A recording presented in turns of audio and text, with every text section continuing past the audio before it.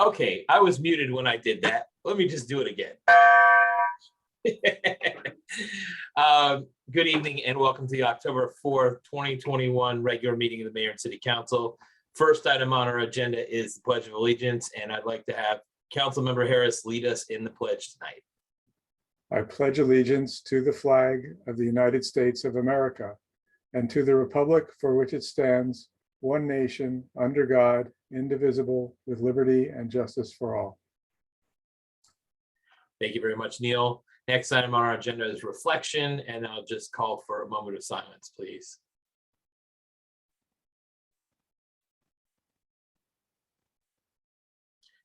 Thank you very much.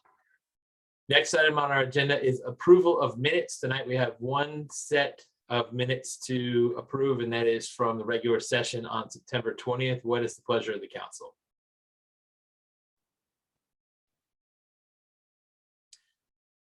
Mike, please. Mayor, I move approval of the minutes from the regular session, the Mayor and City Council on Monday, September 20th. Okay, Neil. I second the motion. Okay, I will call the roll. All those in favor say aye, any opposed say nay. Council Vice President Sesma. Aye. Councilmember Harris. Aye. Councilmember Spiegel. Aye. Councilmember Wu. Aye. And Councilmember Sales. Aye. All right, thank you all very much. That carries unanimously. Next item on our agenda is public comments. This is the time the mayor and council would like to hear from anybody who'd like to speak on any topic other than a public hearing topic. And tonight we have no public hearings, so it makes it kind of simple. We ask that you keep your comments no more than 3 minutes. State your name and address or neighborhood for the record. Do we have anybody here who'd like to speak? And if so, just use the Zoom raise hand function. Going once, going twice. I do not see anybody who'd like to speak tonight. Okay, well, thank you all. We will go to our next agenda item, which is from the Mayor and City Council. We're going to start with Council Vice President Sesma. Okay, thank you, Mr. Mayor and colleagues. I'm a short timer here. I think I only have 4 meetings left, including tonight. So I'll try and not to be too brief. That's a joke. Let's see. Last week, a number of us, or a few of us, were able to attend. Some of us arriving a little bit later because of another event. The volunteer reception held by the Kentlands Community Foundation for the volunteers and sponsors of the 5K, which was another very successful event, but the first one after the pandemic cancellation in 2020. So just want to mention thank you to our partner in this event, the Kentlands Community Foundation, for a great event, and to all the volunteers and sponsors. This continues to be probably the most popular 5K in Montgomery County.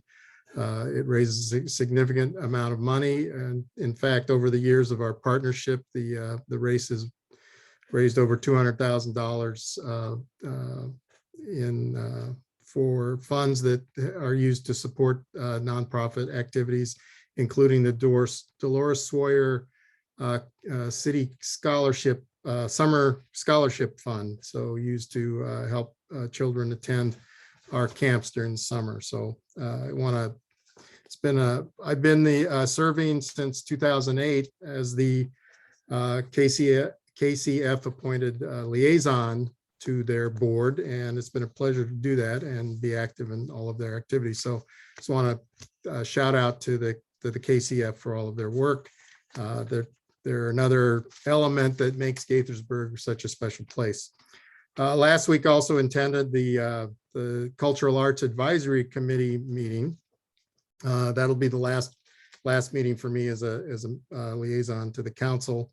They're preparing and reviewed their presentation that they'll be making to the council in November, soon after the election. They described a lot of work and progress on a number of things, and it was great to hear the progress on the mural project, which is going forward. Very excited about that. It's going to happen on East Diamond under the Goody Bridge overpass. So looking forward to that. I think it'll really create a sense of place and engage the community in some art. The other projects that are moving forward are the gateway projects to the city. They also discussed the Lake Forest Master Plan and the input that the committee provided to the council on that, and then described a number of G Park activities. So G Park continues to grow and generating funds and working on a number of different projects. Yesterday, along with Judd and Rob, I attended the Old Town City Council Candidate Forum. It was quite well attended.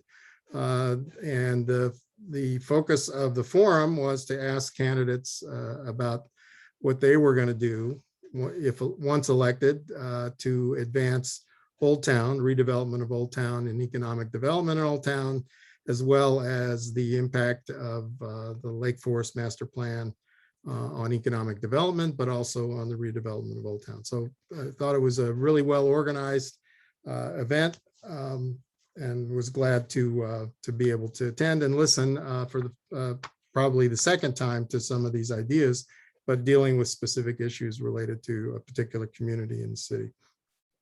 And then related to that, I want to thank the Kentlands Community Assembly. On September 23rd, they held a candidate forum, which was streamed live. You could watch that, and that was for the city council candidates as well as the mayor candidates, mayoral candidates.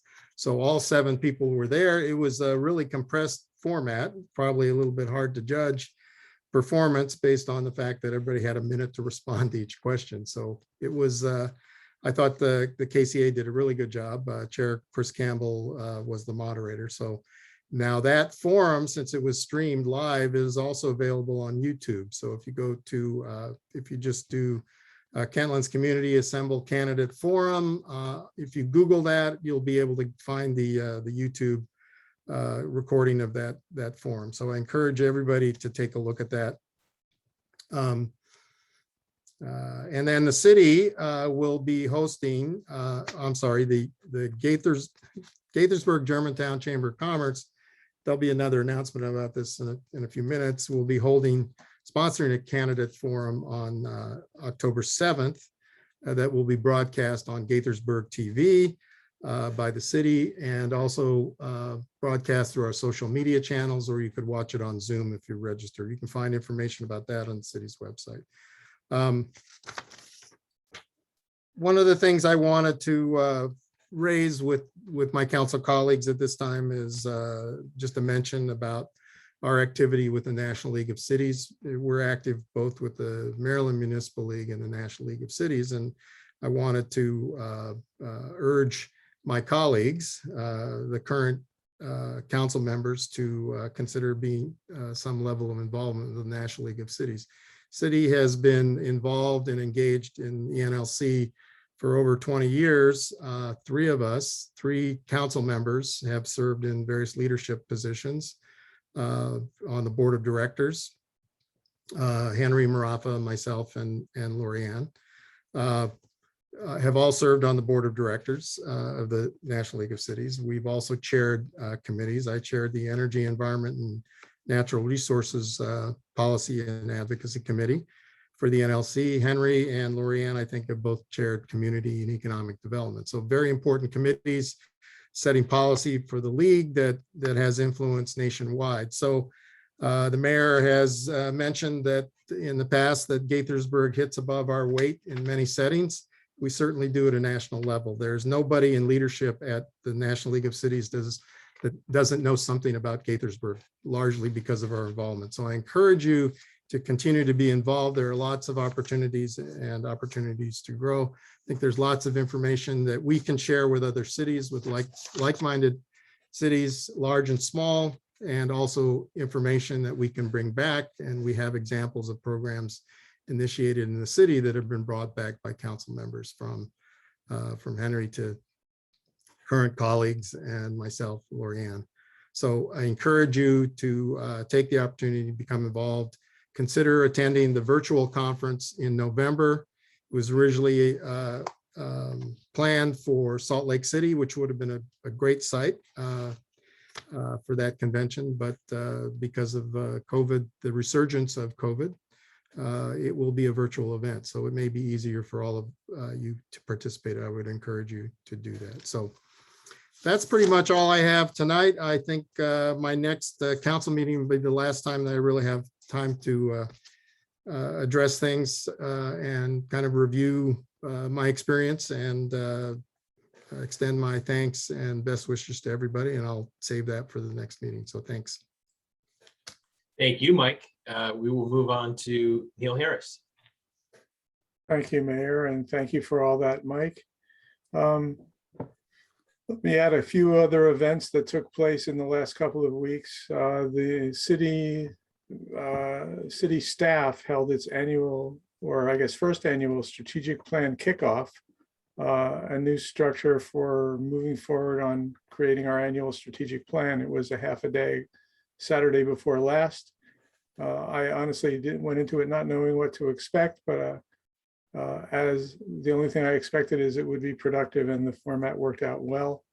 I think you'll see some interesting changes and new developments coming out of our strategic plan as we go forward.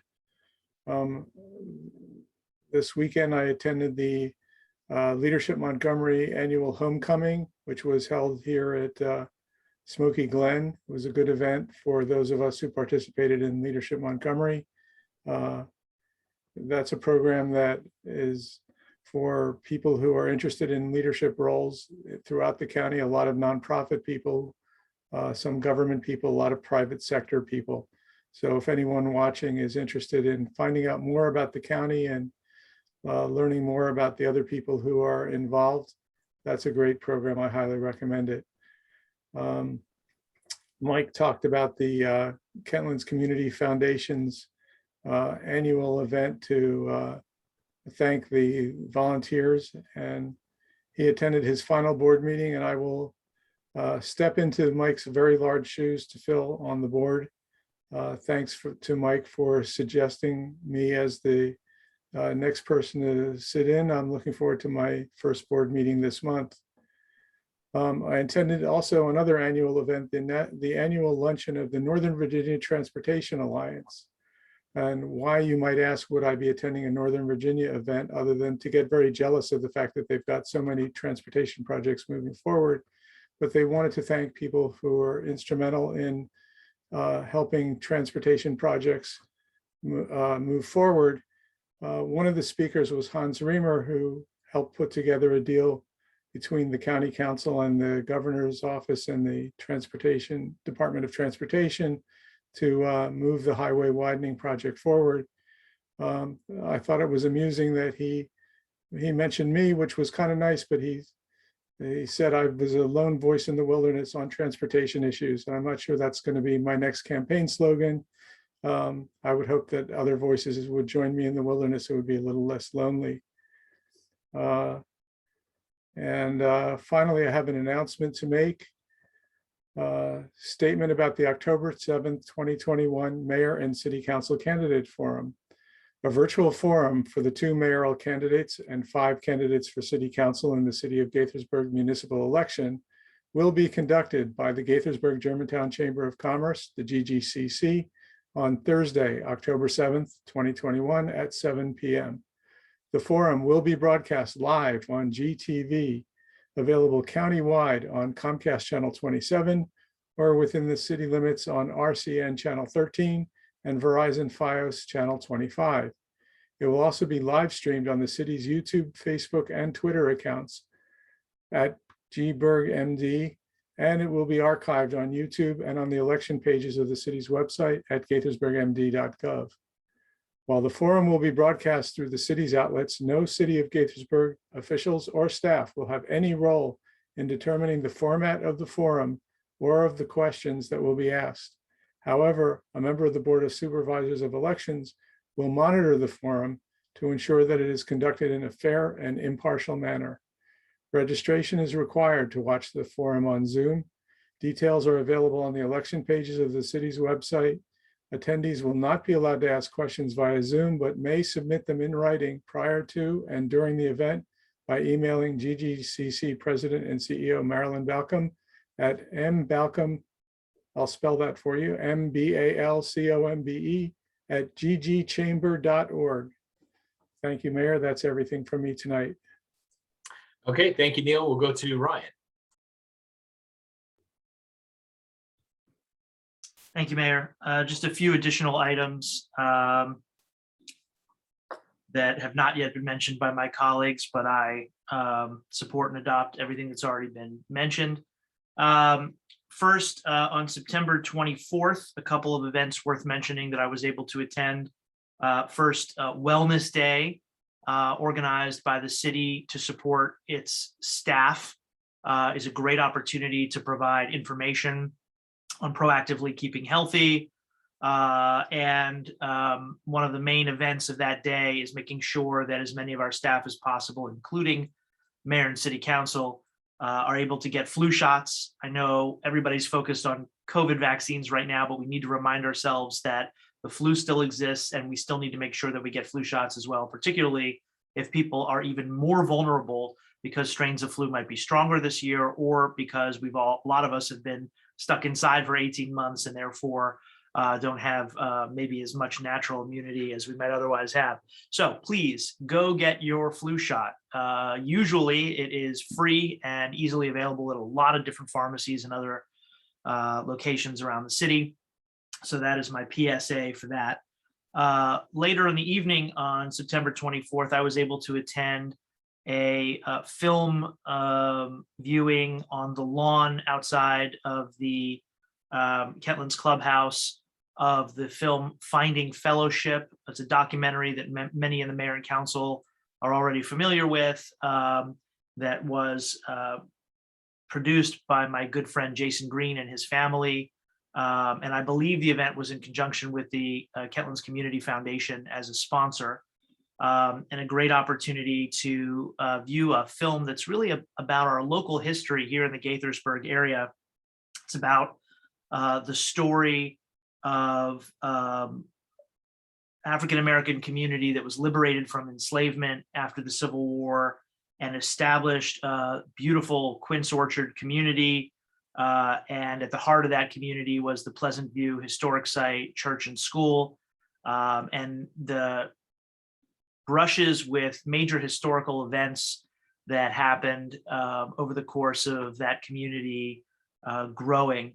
And the name of the new city park that we are establishing at the former Consumer Product Safety Commission site, which we've decided to call Pleasant View Park, is actually inspired by the story of the Quince Orchard community. So it was really a wonderful opportunity to share Jason's film with an even broader audience in the Kentlands community. And I encourage folks to find a way to go see it sometime in the near future. I understand that, I hope I'm not breaking any news tonight, but I understand that it might be airing on PBS in the near future as well. So we'll keep you updated on that information.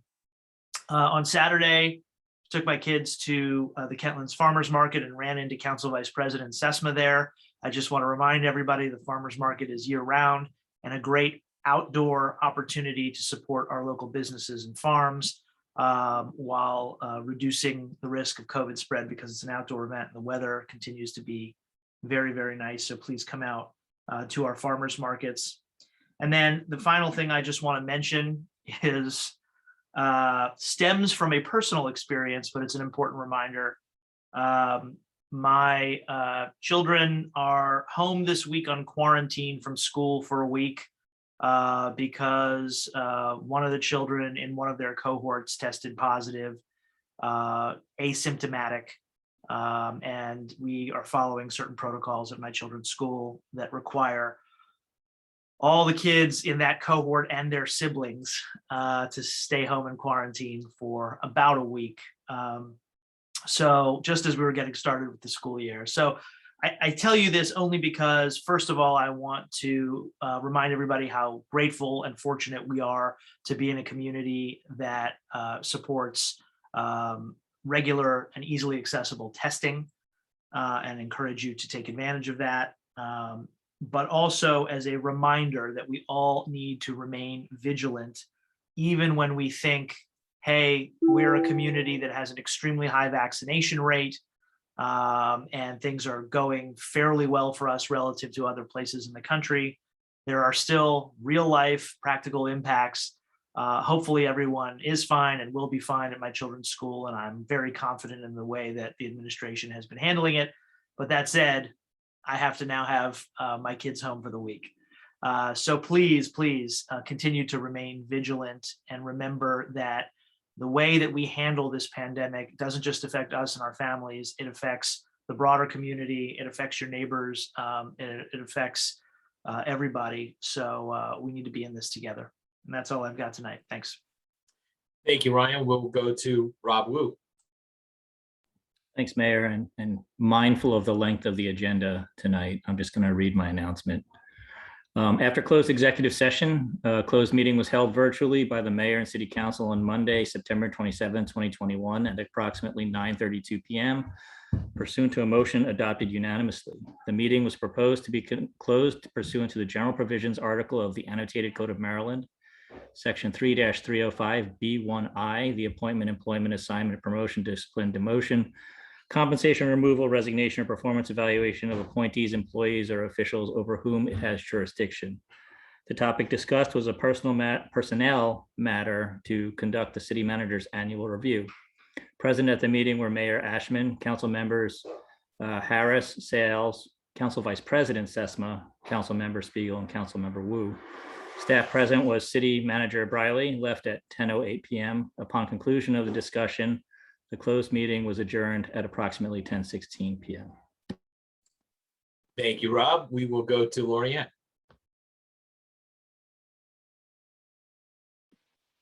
Thank you, Mayor. So I will start off by reading the other announcement from our closed session. I believe I'm reading the after closed executive session from September 27th.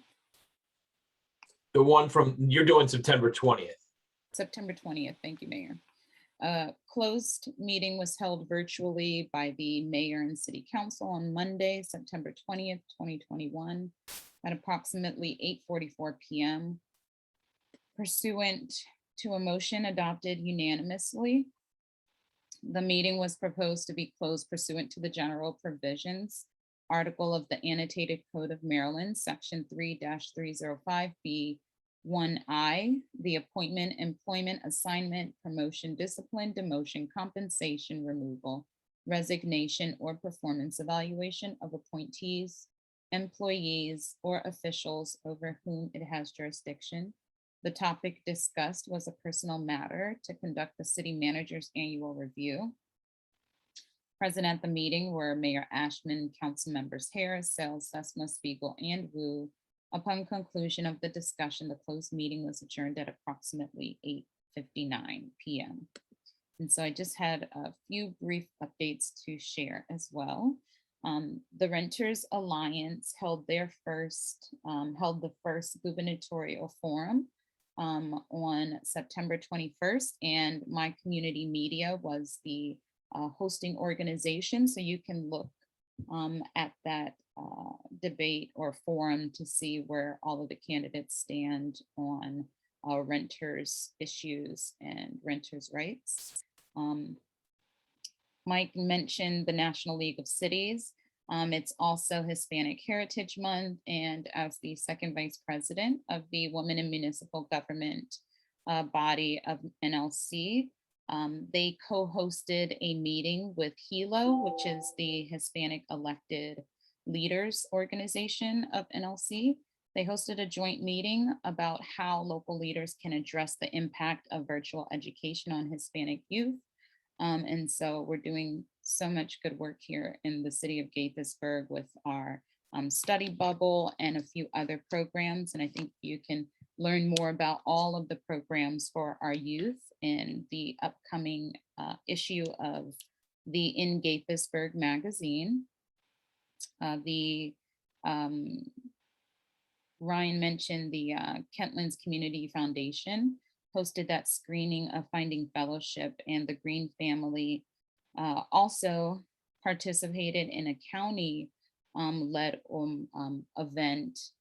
It was a weekend of events for commemorating the lives of two Montgomery County residents who were lynched back in 1880 and 1896. Mr. John Diggs Dorsey in 1880 and Mr. Sidney Randolph in 1896. And so a soil collection ceremony was held on September 26th. It was preceded by a remembrance walk. It was a pilgrimage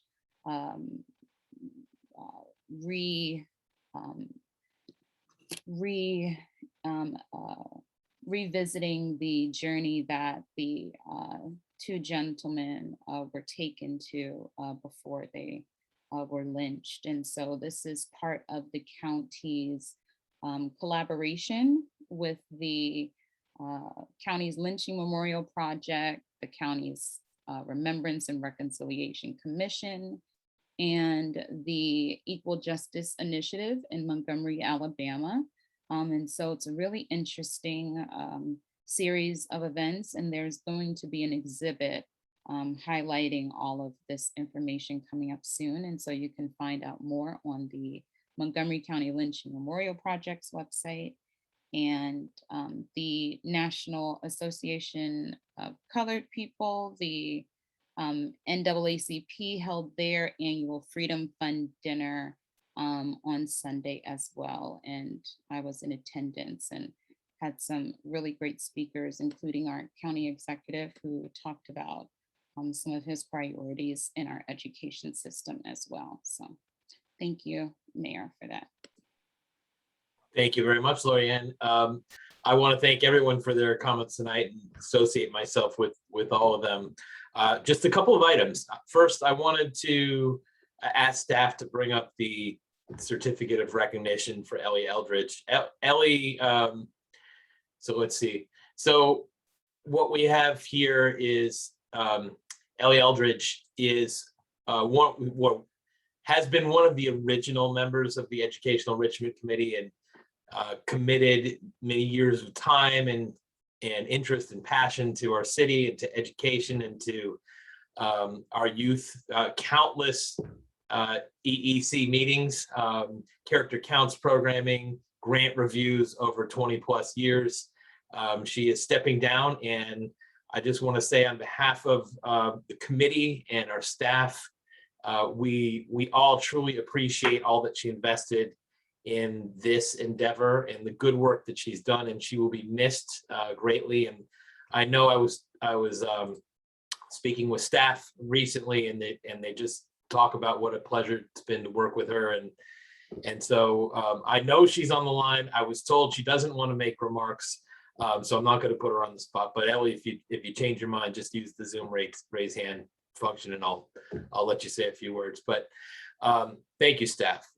I'm going to move on to the next thing and just pick up on something that Mike brought up, the KCF with their donation to the Dolores Sawyer scholarship, which is done, the scholarship is to, the main purpose of the scholarship is to give opportunities to kids whose families can't necessarily afford to send them to enroll them in our recreation programs. Then we have this scholarship fund that helps them. It's a great thing. And as I was knocking on doors the other day, I happened to run into Dolores Sawyer, who is a longtime resident of the West Deer Park, Summit Hall neighborhood. And, I've met her before, just sort of to shake hands, but I haven't really had a conversation with her. But we had a conversation, and maybe it's the fact that I'm getting older and I don't like, there's stuff that I once knew that's somehow slipping out there, but it seemed new to me that that it was not just that Dolly Sawyer started this scholarship in her own name. It's actually the Dolores C. Sawyer Scholarship because it's named after her daughter. Her daughter had gone to college, and then she was starting a professional career, and in her 20s, she just one night she went to sleep and she never woke up. She died, and they did not know what the reason. They had an autopsy, could not figure out what happened. It was just put down as natural causes. And I, having kids roughly that age myself, I can't imagine how difficult that was, but it was just a reminder to me of what a beautiful gesture it was for Dolly to start that scholarship in her daughter's name, and how it's really paid it forward to so many kids in our community. It's just a beautiful thing. So just wanted to share that. I want to note that next week, our work session, we have 2 items for discussion. One is we will receive a presentation from MCPS, Montgomery County Public Schools, on the Crown High School design public outreach process. So that we'll be discussing that, and we'll also be discussing potential policies and regulations for mayor and city council member conduct. This is something that we brought up a while back, and so we're going to sort of get into that conversation next week. So join us next Monday, October 11th, for that work session, and then the next regular session of the mayor and council will be on Monday, October 18th. And now we have a special from the city manager, from our tonight's acting city manager, John Schlichting. Thank you, Mayor, and good evening, Mayor and Council. I just have one item tonight, and that is I wanted to give you a heads up that at your next regular meeting on October 18th, there will be a joint public hearing for a schematic development plan for the Novavax project on First Field Road, which is behind 700 Quince Orchard Road, which is currently being continued to be renovated and completed for the headquarters of Novavax. But this project is pretty exciting that you're going to be seeing at your next meeting. It's a total of slightly over 600,000 square feet.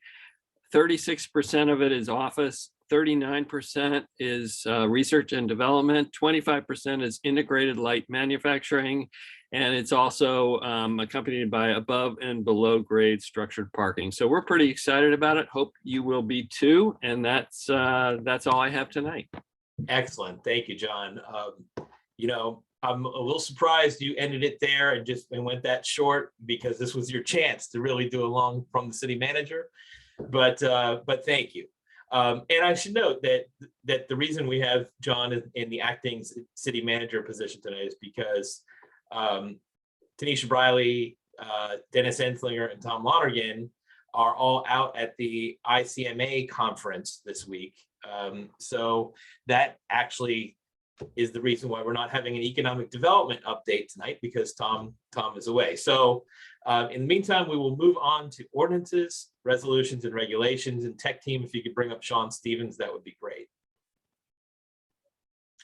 First item we're going to talk about is a contract for the purchase of 2 leaf blowers.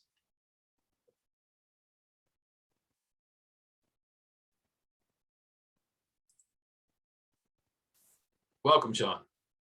And we see we have Mark Scafidi too. Welcome, Mark. Good evening, Mayor and City Council. The resolution I bring before you tonight is to authorize the city manager to enter into a contract for the purchase of 2 leaf machines. Unit 6650, a 2010 skid-mounted leaf vacuum, and Unit 6652, a 2010 trailer-mounted leaf vacuum, have reached the end of their useful service life. Due to the age, condition, and reliability of these units, they need to be replaced. On August 10th, 2021, the city issued RFB 2022-006 for the purchase of these 2 leaf machines.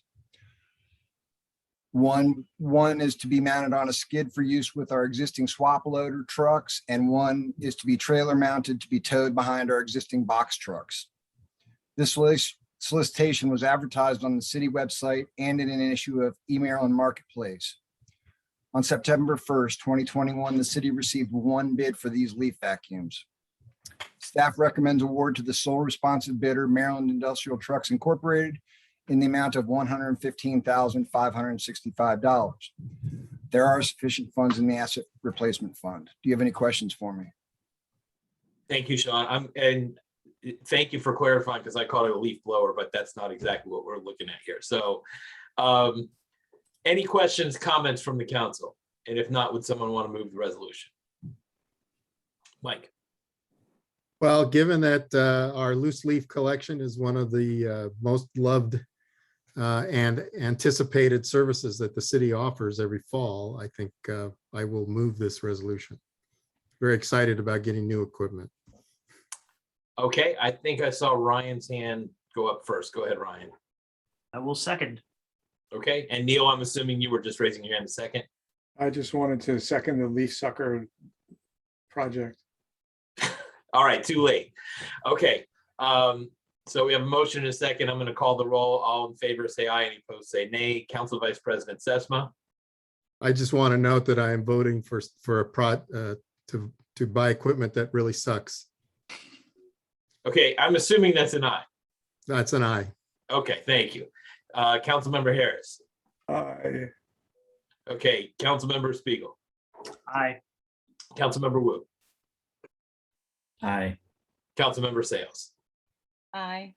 All right, carries 5-0. Thank you both very much. Thank you. And tech team, if you could bring up Maura Dinwiddie, please. And we're going to talk about the rental fee for the city's new turf field.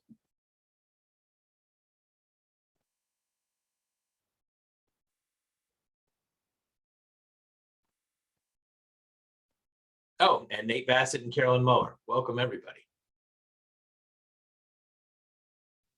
Good evening. Good evening. Tech team, we still need Maura up here. I'm working on it. It's not happening. Let me try again. Okay.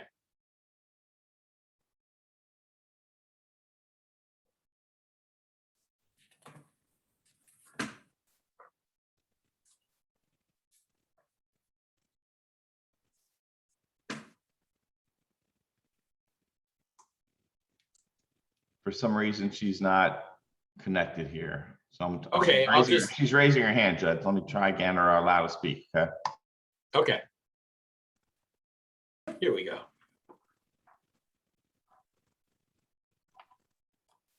I'm here. Maura, welcome. Here I am. She was just trying to put me on the spot, so I would have to present tonight. I could hear and see everything, but here I am. I made it. Thank you so much. Good evening. My name is Maura Dinwiddie. I'm the division chief for the city's Sports and Youth Services Division. And this evening, I'm requesting the adoption of the resolution to amend the fee schedule that will include the rental fees of the new synthetic turf field at Robertson Park. If you could reference packet page 21, and tech team, if you could pull up the PowerPoint, please.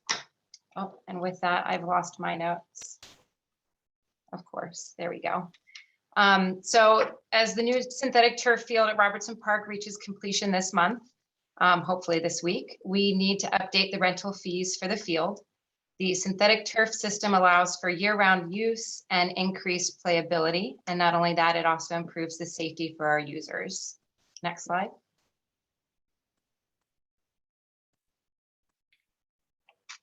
Next slide, please. The planned field use for the new turf at Robertson includes our internal use for city sports leagues and programs for both youth and adults, after school program use for middle school ages as part of the Gaithersburg Youth Club, or GYC, particularly since the field is right next to the Robertson Park Youth Center. It is going to be the site of this year's annual Turkey Bowl that will be hosted next month. And lastly, we anticipate community and resident use, as well as individual and commercial field rentals. Because the turf is playable year round and is less impacted by inclement weather, we are already receiving inquiries about field use and rentals and expect it to be in high demand. Next slide. As you can see on this slide, these are our proposed fees, which are rates per hour with the renter designation from city resident, non-commercial, city resident, commercial, non-resident, non-commercial, non-resident, commercial. Next slide. The proposed fees on the previous slide are based on existing prices for rentals that we have in place at Lakeland's Park synthetic turf, and then adjusted according to the field size. We also took into consideration comparable field fees in the region, including Montgomery Parks, CUP for community use of public facilities, and the Maryland National Capital Park and Planning Commission. Next slide, please. And that's just to finish it out with any questions you might have. Thank you so much, Maura. I see Mike's hand up first. Go ahead, Mike. Hi, Maura. Thanks. The field looks really nice, at least from the, it's nice to have a drone be able to take those pictures, I think. So who are the commercial clients for this this field? Well, we don't have anyone booked yet, but there are some leagues, private leagues that have booked, like at Lakeland's Park.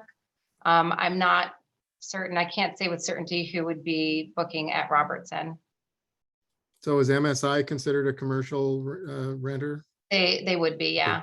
They do not currently rent any of our field space and aren't an anticipated user, but along those lines, yes.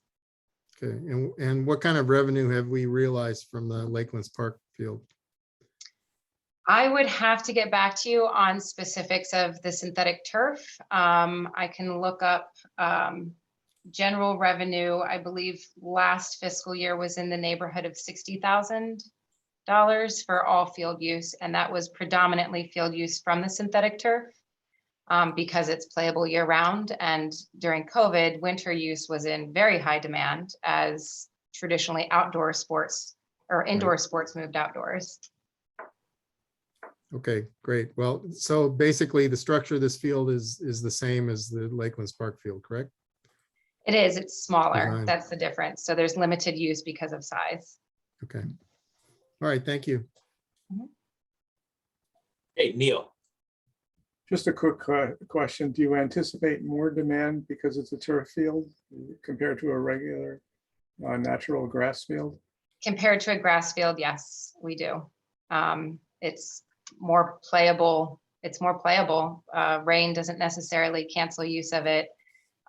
So you're not impacted by weather as much. So we do expect it to be in higher demand than our grass fields, but prioritizing our city programs in this space first. All right, thank you. Any other questions, or would someone like to move the resolution? Neil Harris. I move the resolution. Okay, I saw Ryan's hand go up second. Go ahead, Ryan. Second. All right, I will call the roll. Council Vice President Sesma. Aye. Councilmember Harris. Aye. Councilmember Spiegel. Aye. Councilmember Wu. Aye. And Councilmember Sales. Aye. All right, thank you very much. Maura, Carol, and you. Nate, appreciate it. Thank you so much. Good to Yeah, see you. Good to see you. And next we have from the city attorney. Thank you, Mayor. I just have one item tonight, and I did send some information to the council earlier today. The city has been contacted to participate in a amicus brief in the case of Arizona versus the Department of Homeland Security. This case is pending in the Federal Ninth Circuit Court. It arises out of a suit that was filed by the states of Arizona and Montana, challenging the Biden administration's immigration civil enforcement priorities. These two states have taken the position that the federal government has no discretion to prioritize removal of immigrants or non-citizens from the country. The federal government argues that it does have that discretion, and the Biden administration has chosen to prioritize the removal of non-citizens who are a threat to national security, who have recently arrived at the border, and who have committed certain crimes. The city of Los Angeles will be taking the lead in the preparation of this amicus brief. They are building a coalition of municipalities and counties to join in the brief, and again, have asked the city to participate. The Los Angeles City Attorney's Office would be preparing the brief, but we would have the opportunity to review it before it is filed, which they anticipate doing around October 21st. So this evening, I am looking for authorization from the mayor and council as to whether you all would like to participate in this amicus brief. I'm happy to answer any questions you have. Okay, I thank you, Lynn. I saw Mike's hand go up first. So this would be consistent with our participation in similar amicus briefs. I guess, yeah, I just want to make sure. So our brief would be an amicus brief on behalf of in support of the Biden, I guess the federal position, correct? That is correct, yes. Okay, Thank you. Ryan. Actually, I think I saw Councilmember Sales' hand go up first, so. Okay, I didn't see it. Go ahead, Lorianne. Thank you, Ryan. No, I just had a quick question that we're voting to opt in, or we're voting to review the amicus briefs before opting in? You would be authorizing my office to participate in the amicus brief, but certainly if I reviewed the brief and had, serious concerns, I would bring that back to you before we would finally sign on.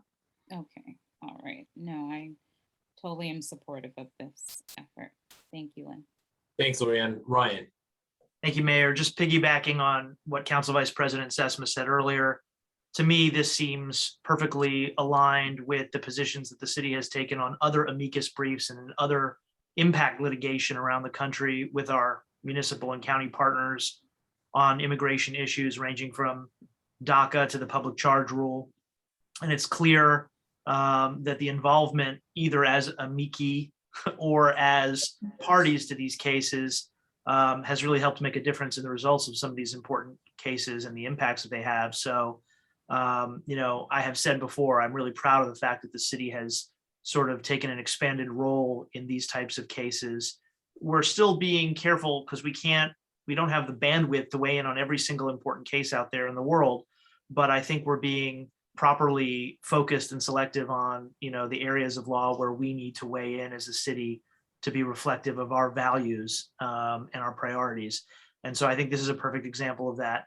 And as a practical matter, I'll just sort of reiterate what Lynn has already said, which is in these types of situations, someone else is doing most of the heavy lifting. So in terms of time and cost and burden placed on the city, it's fairly minimal.